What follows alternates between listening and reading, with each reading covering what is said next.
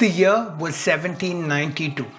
The British were fighting Tipu Sultan's army in the Third Anglo-Mysore War.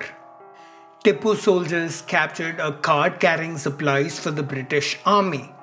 A Maratha man named Kosji was the one who drove this bullock cart, and the poor guy had the misfortune of having his nose cut off before being released at the end of the war. Sources say that he was offered medical help by the British, but Kosji refused and instead went to a potter for medical help. The potter surprised everyone by performing surgery on Kosji. He cut out a flap of skin from Kosji's forehead and crafted it in the shape of a nose and set it in place and let it heal. Done. No nose. When the British surgeons came to know of the success and the efficiency of this technique, all eyes turned to India. Soon, Kosji's before and after pictures circulated in Britain and made its way to the Gentleman's Magazine in 1794. And the nose job or rhinoplasty, plastic surgery of the nose, was born.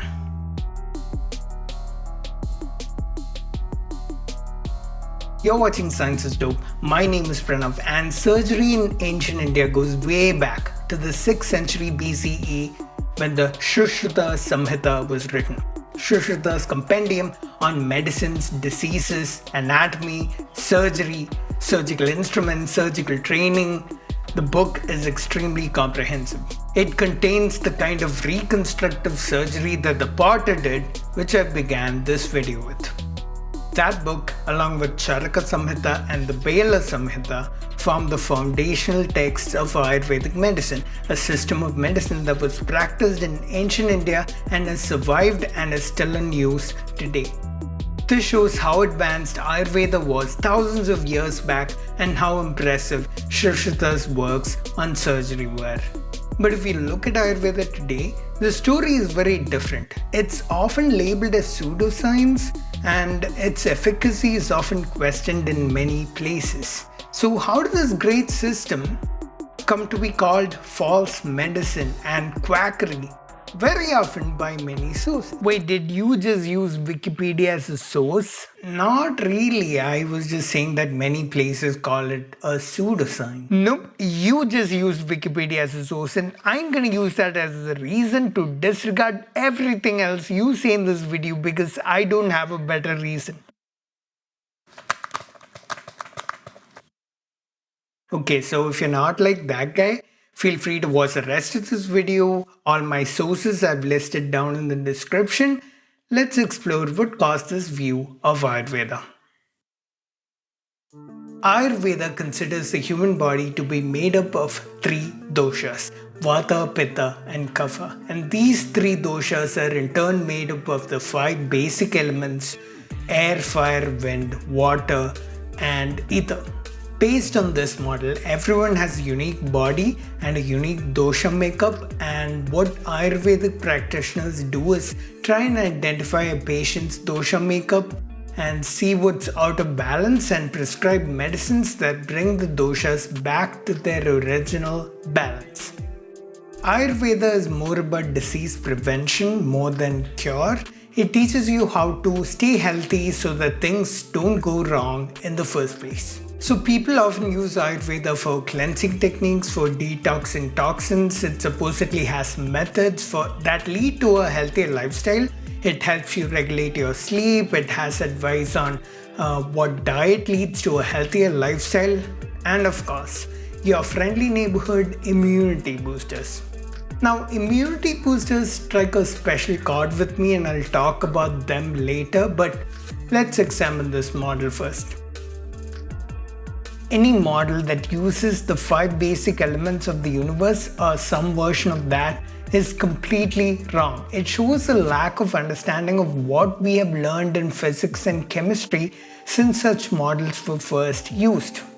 These 5 basic elements are not basic at all. They're not what everything in the universe is made up of. And I'm not trying to defame or malign the name of Ayurveda here for all you Hindu fanatics that watch my videos and dislike them mindlessly, which you're welcome to do by the way.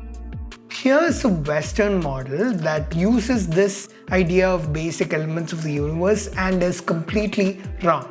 Aristotle said that all things were made up of basic elements: fire, air, water, and earth, and every element is lighter than the one below it.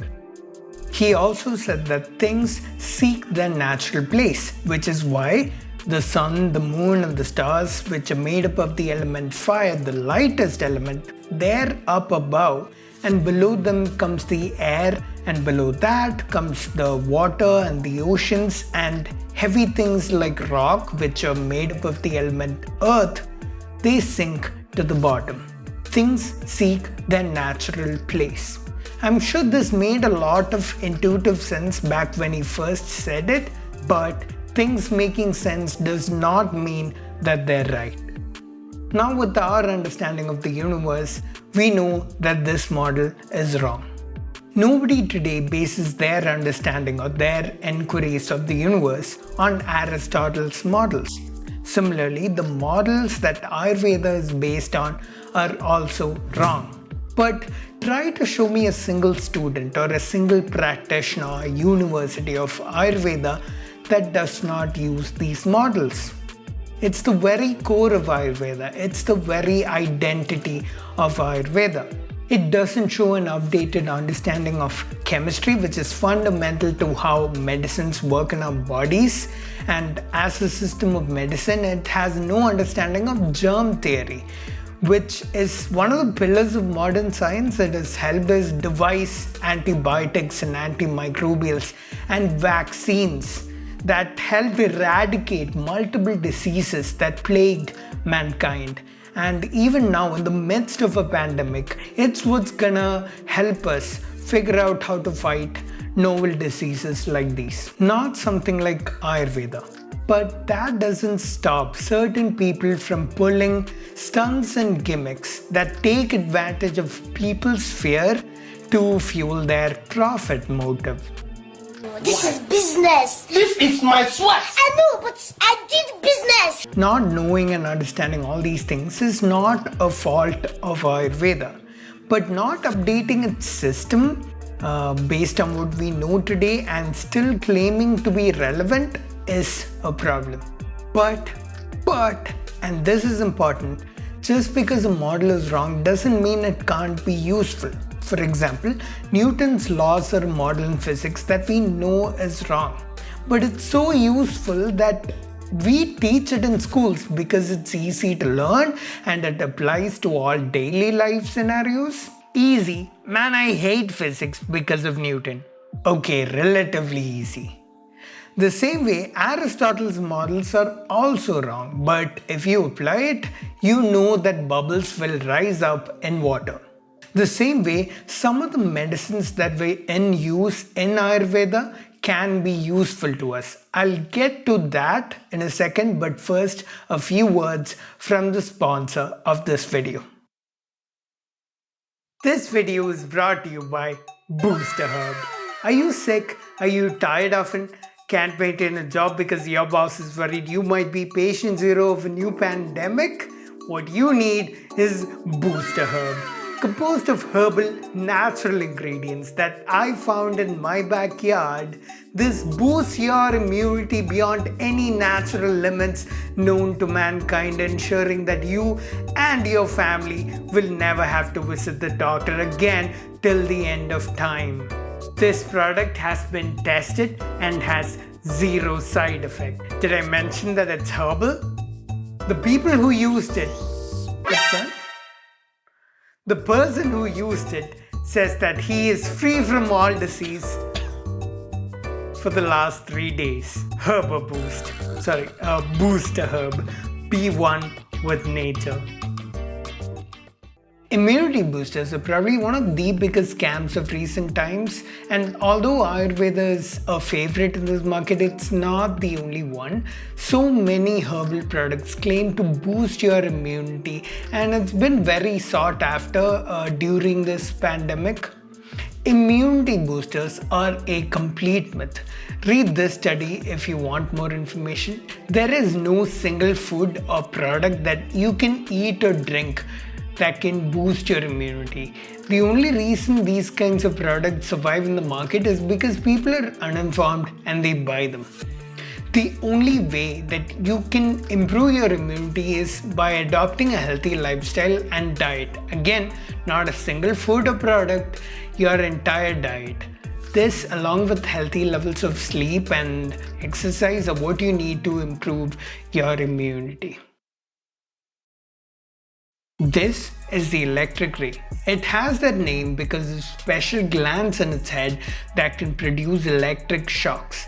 It uses this while hunting or as defense when provoked. The ancient Romans knew of its electric properties. The court physician of Emperor Claudius in the 1st century BCE is known to have said this: to immediately remove and permanently cure a headache, however long-lasting and intolerable, a live black torpedo or the electric ray is put on the place which is in pain until the pain ceases and the part grows numb.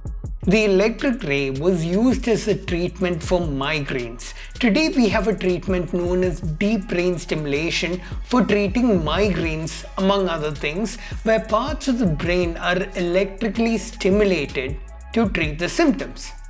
This makes you wonder, did the ancient Romans know about electricity? No, they didn't. We only understood electricity in the 17 and 1800s. So did they know about how the brain worked? No, they didn't. They just tried something, it worked, and they kept using it. That's how trial and error works. And modern clinical trials are just an advanced version of this, taking into account what we know about cognitive biases and the placebo effect. What a trial needs is a lot of people and a lot of time to try things out. And Ayurveda has had that. Ayurveda has been around for thousands of years compared to modern medicine, which has been around for some 200 years. And any system that has been around for thousands of years is bound to have found something useful. And because of this, Ayurveda has effective treatments for a lot of conditions. And this is where I think Ayurveda can be useful to us, because it has a repository of treatments for many conditions. It can lead the way through clinical trials to help develop new candidate drugs for effective treatments for many conditions. And this is something that has happened many times in the past. For example, in 2015, the Nobel Prize for Medicine was awarded to Tu Youyou, who discovered artemisinin, which is a drug that can treat malaria, and it was extracted from a herb used in traditional Chinese medicine. Aspirin, for example, is again derived from traditional medicine. It's from the bark of a willow tree. And Ayurveda has also contributed to this kind of drug development. Mucuna pruriens. I probably butchered that scientific name, but that's a drug that is extracted from a plant that was known to Ayurvedic physicians, and today it's an effective treatment for Parkinson's disease. And another Ayurvedic drug known as Desoris is an effective treatment for psoriasis. Traditional medicine can help develop candidate drugs for many conditions by this method of working backwards and extracting the active ingredient from herbal medicine. And this process is something that's called reverse pharmacology. Bro, first you say that Ayurveda is not effective. Now you say that Ayurveda is effective. Why are you confusing your audience like this? That's not what I said. I said the models of Ayurveda are wrong. So why does it have effective treatments? Okay, I can see why this might be confusing. Ayurveda is not very black or white. When things are classified as good or bad, our decisions on them become much easier, but Ayurveda is in this gray area in the middle and confuses a lot of people. You can find things in favor of Ayurveda and things against it. Although that lead poisoning thing has a lot to do with regulation in Ayurveda than with Ayurveda itself, I think. Anyway, let's break down this entire idea in a way that's easy to understand. Why people say or why people question the science of Ayurveda. Take any medical science and there are three main steps. There's a medical model that it's based on, and it makes certain predictions for candidate drugs. That's the second step. And then those drugs go into clinical trials, and based on the results of those trials, we might learn something new based on which we update our models. Oh, and by the way, if you make certain adjustments, you can generalize this idea for any science and get the scientific method here. If you want to learn more about the scientific method, I've made videos on that, so you can check them out in the links below.